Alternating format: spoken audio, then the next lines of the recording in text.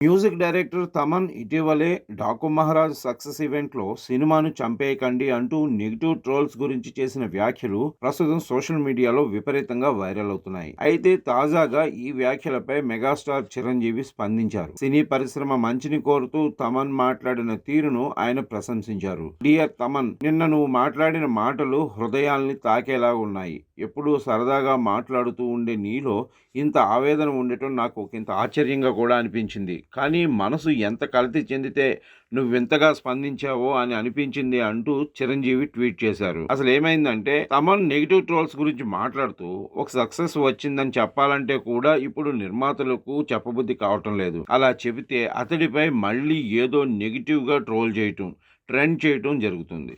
మీరు చేసే negative trolls వల్ల నిర్మాతల జీవితాలపై ఎఫెక్ట్ పడుతుంది. మన సినిమాను మనమే చంపేసుకుంటుంటే ఏం బ్రతుకు బతుకుతున్నాం అనేది అర్థం కావటం లేదు. విపరీతమైన ట్రోల్స్ వల్ల బాధగా ఉంది. ఒక సక్సెస్ను ఓపెన్గా చెప్పుకోలేకపోతున్నాం.